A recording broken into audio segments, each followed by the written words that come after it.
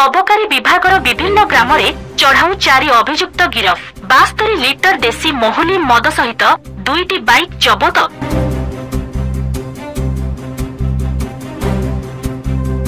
दिनकु दिन वृद्धि पाउछि मयूरभंज करंजिया उपखंड अंचल में चोरा मद चालाण। से देशी मद हेउ किंबा विदेशी मद हेउ करंजिया उपखंडर अधिकांश गाँव खुलम खोलना चली मद बेपार। एहाकु रोकिबा पई करंजिया अबकारी विभाग करंजिया उपखंडर समस्त ब्लॉक और एनएसी समस्त अंचल में निशा द्रव्य और माखिया मानकु धरिबा पई धरपकड़ जारी रखिथिबा बेले आज करंजिया ब्लॉक रो विभिन्न ग्राम रे देशी महुली मद चोरा बिक्री होथिबा कोनोसी विशेष सूत्ररु खबर पाई करंजिया ब्लॉक रो विभिन्न ग्राम रे अतर्कित भावे चढ़ाऊ करी 72 लिटर देशी महुली मद जबत करने सहित 2टी बाइक जबत करिछि अबकारी विभाग। अभियुक्त माने हेले शरत चंद्र महांत नुआगा तांको पाखरु 22 लिटर, वीर सिंह मुंडा तांको पाखरु 10 लिटर सहित एक बाइक जबत करा जायतिबा बेले अन्य जणे कुंती हो सरास पोसी तांको पाखरु 15 लिटर एवं अन्य जनकु करंजिया बाईपास छक निकटरे 25 लिटर देशी महुली मद सहित एक बाइक को धरिबारे सफल होईछि अबकारी विभाग।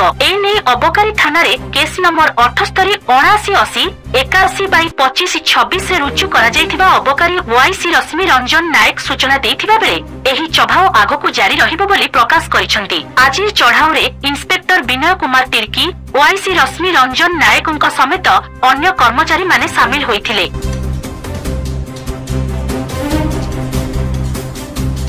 सुमंत पात्रंक रिपोर्ट एसटीवी न्यूज ओडिशा 24।